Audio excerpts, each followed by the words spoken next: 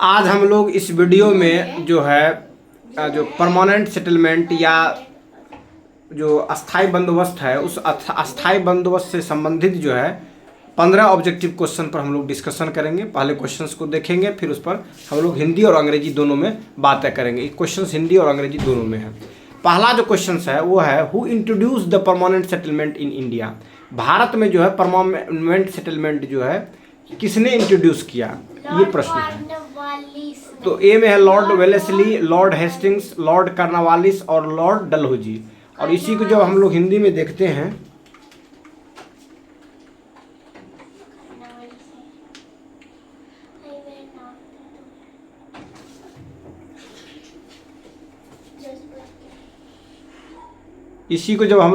देखते हैं तो हिंदी में है कि भारत में अस्थाई बंदोबस्त किसने शुरू किया।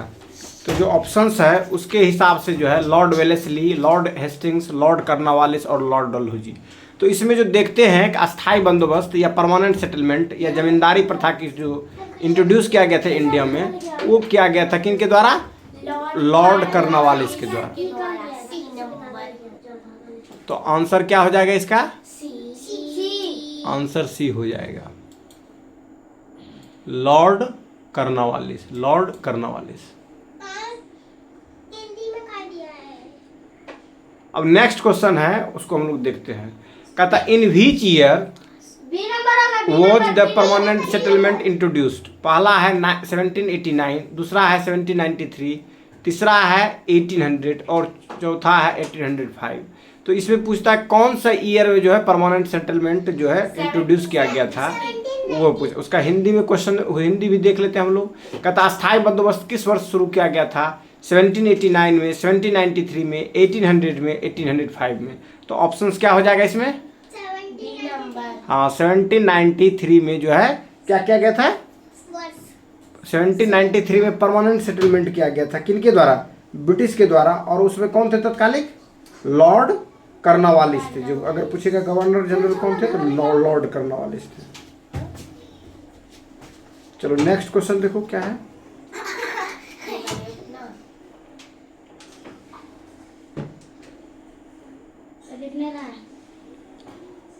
देखो अब दिखेगा।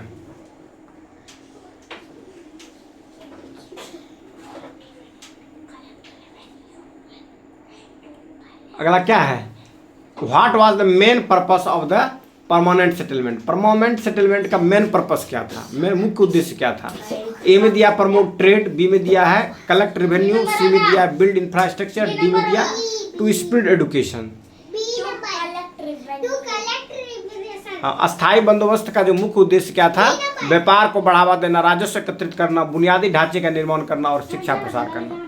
चूंकि जो परमानेंट सेटलमेंट किया गया था उसका मुख्य उद्देश्य जो था अंग्रेज ईस्ट इंडिया कंपनी का, कि जो उसके लिए एक फिक्स्ड रेवेन्यू जो है जनरेट हो, जिससे कि वो एक मॉडल तैयार कर सके अपने एडमिनिस्ट्रेशन को चलाने के लिए। और वैसा ही हुआ। तो मेन जो इसका था राजस्व को एकत्रित करना जो था, यही मेन इसका ऑप्शन बी जो था इसका करेक्ट ऑप्शन था। अब नेक्स्ट क्वेश्चन, क्वेश्चन नंबर 4 देखो। क्वेश्चन नंबर 4, क्वेश्चन नंबर 4 देखो क्या होगा। Which regions were primarily affected by the permanent settlement। कि कौन सा जो है मैंने प्राइमरी रीजन जो है इसको जो इफेक्ट किया गया था, प्रभावित किया गया था किस क्षेत्र में? हाँ, तो ये जो परमानेंट सेटलमेंट था पंजाब एंड गुजरात, दूसरा है बंगाल, बिहार एंड उड़ीसा, तीसरा है राजस्थान एंड महाराष्ट्र और डी में जो है तमिलनाडु एंड केरला। तो इसमें पूछ रहा है कि जो है परमानेंट सेटलमेंट जो है किस रीजन्स में किया गया था। अस्थाई बंदोबस्त के मुख्य रूप में से कौन सा क्षेत्र प्रभावित थे? पंजाब और गुजरात, बंगाल, बिहार, उड़ीसा, राजस्थान और महाराष्ट्र, तमिलनाडु और केरल। तो क्या होगा? बंगाल, बिहार और उड़ीसा। हाँ, बंगाल, बिहार और उड़ीसा जो होगा इसका करेक्ट ऑप्शन होगा, जिसमें कि परमानेंट सेटलमेंट के लिए ये क्षेत्र जो है रीजन जो है चुना गया था। उसका नेक्स्ट क्वेश्चन हम लोग देखते हैं।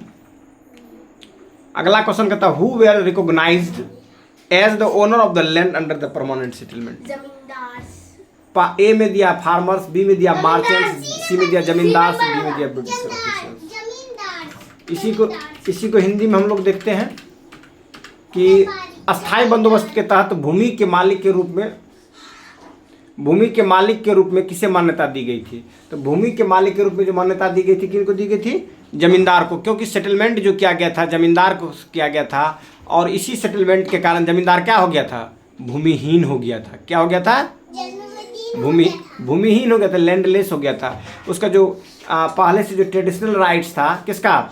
जमींदार का, वो ट्रेडिशनल राइट्स क्या हो गया? खत्म हो गया। किसके साथ? क्योंकि जो ईस्ट इंडिया कंपनी ने जो रूलर जो वर्ग थे उन्होंने क्या किया? उन्होंने परमानेंट सेटलमेंट कर लिया। किसके साथ? जमींदारों के साथ। और किसान का जो ट्रेडिशनल राइट्स था वो राइट्स क्या हो गया? उसका खत्म हो गया। अब नेक्स्ट क्वेश्चन देखो क्या है। अगला क्वेश्चन कहता है व्हाट वुड हैपन इफ जमींदार फेल टू पे द फिक्स्ड रेंट रेवेन्यू। चूंकि परमानेंट सेटलमेंट जो है एक फिक्स्ड रेवेन्यू रख दिया था स्टेट्स के लिए, या जो जमींदार थे उसके लिए इतना आप रेवेन्यू दीजिए। अगर वो देने में उस ड्यू डेट को नहीं अगर दे पाते तब क्या होता उसके साथ? उसके अगर वो फेल हो जाते तब क्या होता? तो ए में दिया है नथिंग, कुछ नहीं। बी में दिया लैंड वुड बी ऑक्शन। सी में दिया land would be taken by the farmers. और डी में जो दिया है, डी में दिया है जमींदार वुड बी इम्प्रिजेंट, जमींदार को जेल कर दिया जाता। तो ये हो गया अंग्रेजी में ऑक्शन। हाँ, नीलाम कर दिया जाता था जमीन को। नहीं बेटा, बी। हाँ, यदि जमींदार निश्चित राजस्व का भुगतान नहीं कर पाता तो क्या होता? कुछ नहीं, भूमि नीलाम कर दी जाती, भूमि किसानों को दे दी जाती, जमींदार को जेल भेज दिया जाता था। भूमि किसको दे दी जाती थी? नीलाम कर दी जाती थी। ये ऑक्शन मतलब होता नीलाम करना। तो भूमि को क्या कर देता था? नीलाम कर देता था। कब? जब ड्यू डेट पर जमींदार रेंट नहीं दे पाते थे। किसको? ईस्ट इंडिया कंपनी को। कौन? जमींदार। ठीक है। अगला जो क्वेश्चन है वो है कि what was the another name for the permanent settlement. Permanent settlement का दूसरा नाम क्या था? Ryotwari system, ryotwari system, महावारी system, जमींदारी सिस्टम और टीनामसी सिस्टम। तो इसमें जो होगा क्या होगा? नहीं, जमींदारी सिस्टम होगा। सम्राट ठीक था। अस्थायी बंदोबस्त एक और नया नाम जो था इसका जमींदारी सिस्टम था। इसको परमानेंट सेटलमेंट या जमींदारी सिस्टम भी कहते हैं। ठीक से नहीं देखी थी बेटा?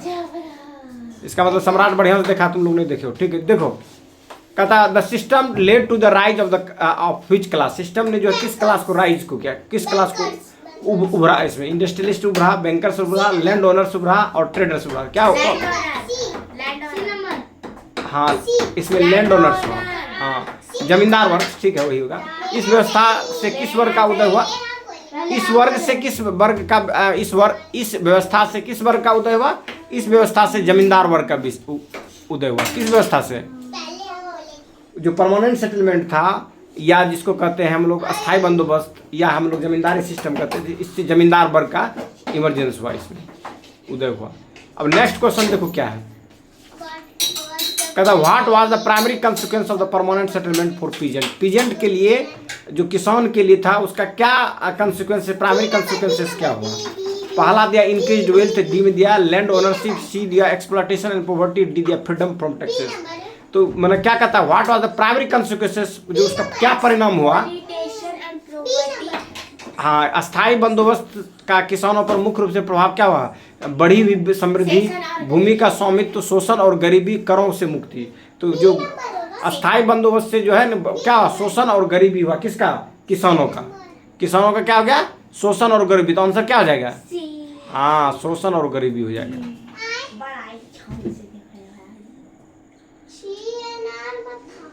चलो अगला क्वेश्चन देखो। कहता है कि विच British governor general is associated with the permanent settlement. कहता कौन सा जो गवर्नर जनरल जो थे परमानेंट सेटलमेंट से जुड़े हुए थे? ए में दिया वारन हेस्टिंग्स, बी में दिया विलियम बेंटिंग, सी में दिया लॉर्ड कर्नवालिस, डी में दिया लॉर्ड कर्जन। जो ब्रिटिश गवर्नर जनरल थे जिसने कि परमानेंट सेटलमेंट किया था वो कौन थे? लॉर्ड कर्नवालिस था। लॉर्ड कर्नवालिस जो है ना ये लैंड सेटलमेंट देखिएगा बेटा तभी याद रहेगा। तुम तो पढ़ता ही नहीं घर में। समस्या तो ये है। देखो सम्राट को याद था। देखो अस्थायी बंदोबस्त से कौन सा ब्रिटिश गवर्नर जनरल जुड़ा हुआ था? तो लॉर्ड कर्नवालिस जुड़ा हुआ था। कौन था? लॉर्ड करने वाले से, यही आंसर हो जाएगा लॉर्ड करने वाले से। उसको नेक्स्ट क्वेश्चन जो 11 है वो देखो, कहता है under the system the revenue rates were, जो ये जमानदारी सिस्टम था या जो परमानेंट सेटलमेंट था, इसमें क्या था, क्या रेट फिक्स कर दिया गया था? फ्लेक्सिबल जो रेट जो था under system the revenue rates क्या था? फ्लेक्सिबल था, फिक्स्ड परमानेंटली था, रिवाइज एनुअली था, डिसाइडेड बाय फार्मर्स था। मतलब क्या था? परमानेंट सेटलमेंट फिक्स्ड परमानेंटली था। क्या हो जाएगा इसका? बी हो जाएगा, बी फिक्स्ड हो जाएगा परमानेंटली, जो मतलब जो रेट था वो फिक्स्ड था परमानेंटली। उसी को कहता है कि इस व्यवस्था के तहत राजस्व दर कैसी थी? लचीली तो थी नहीं, अस्थायी रूप से निर्धारित थी, परमानेंट है, इसीलिए इसको परमानेंट सेटलमेंट भी कहते हैं। इसमें एक फिक्स्ड रेवेन्यू दे दिया था। अब नेक्स्ट क्वेश्चन जो है आपका, कहता what was the expected benefit of the system for the British. ये क्या ब्रिटिश के लिए एक्सपेक्टेड सिस्टम फायदा दिया?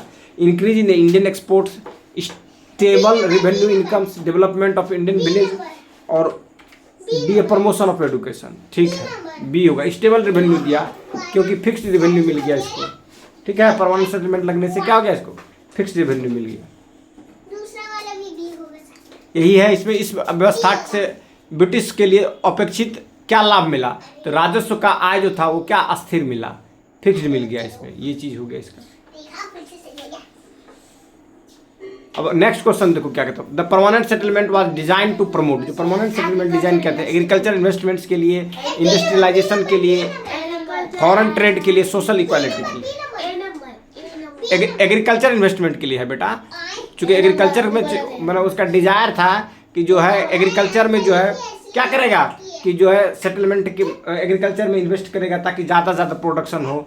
ठीक है, क्योंकि इसके पहले जो है ना बहुत बड़ा फेमाइन तमाइन हो चुका था बंगाल में, तो इसीलिए इस तरह से सोच रहा था कि किसान इसमें रुचि लेगा। अगला क्वेश्चन देखो, अस्थायी बंदोबस्त किसे बढ़ावा देने के लिए डिजाइन किया गया था? जो परमानेंट सेटलमेंट था किस चीज़ को बढ़ावा? वही होगा कृषि निवेश के लिए, एग्रीकल्चर इन्वेस्ट के लिए, उसी को हिंदी में एग्रीकल्चर इन्वेस्ट था। नेक्स्ट क्वेश्चन देखो क्या है अंग्रेजी में, What term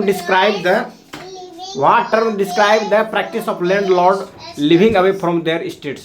मतलब स्टेट से जो उसकी जमीन था, जमीन से जब दूर में रहता था, जमीन से जो दूरी बना कर रहता था, तो उस तरह के जमींदार को क्या कहा जाता था? तो सब लेटिंग, अर्बनाइजेशन, एब्सेंटी लैंडलॉर्डिज्म और डिसेंट्रलाइजेशन। तो सम्राट तुम ठीक हो बेटा, एब्सेंटी लैंडलॉर्डिज्म, ये जो है एब्सेंटी लैंडलॉर्डिज्म के रूप में इसे जाना जाता है। किसको? ये जो जमींदार जो था, जो खेत से दूर होकर चला गया था, वो एब्सेंटी लॉर्डिज्म था। मतलब वो उसके टर्म जो एब्सेंटी लॉर्डिज्म को इससे क्या, जो जमीन से जुड़ा हुआ नहीं था बल्कि जुड़ करके जुड़े अपना ध्यान। चलो आगे देखो, जमींदारों द्वारा अपनी जमीन से दूर रहने की प्रथा को क्या कहा जाता था? यही था गैर हाजिरी जमींदारी, गैर हाजिरी जमींदारी।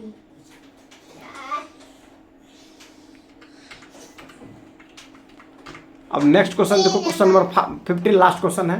कहता है which of the following was a negative impact of the permanent settlement. Permanent settlement का नेगेटिव इंपैक्ट क्या पड़ा, उसका नकारात्मक बुरा प्रभाव क्या पड़ा? पहला दिया increase in agriculture productivity, B में दिया है growth of Indian industry, C में दिया है एक्सप्लॉयटेशन ऑफ पीजेंट, और हाँ speed of modern education. C हो जाएगा एक्सप्लॉयटेशन ऑफ पीजेंट्स हो जाएगा, क्योंकि पीजेंट्स का जो है क्या होगा इसमें शोषण हुआ। इसी को हिंदी में हम लोग देखते हैं, निम्नलिखित में से अस्थायी बंदोबस्त का कौन सा नकारात्मक प्रभाव पड़ा, निगेटिव इंपैक्ट पड़ा? तो क्या पड़ा कि किसानों का इसमें क्या हुआ, एक्सप्लॉयटेशन और शोषण हुआ। यही था परमानेंट सेटलमेंट से जुड़ा हुआ 15 क्वेश्चन जिसको हम लोगों ने देखा। ठीक है, धन्यवाद। हाँ।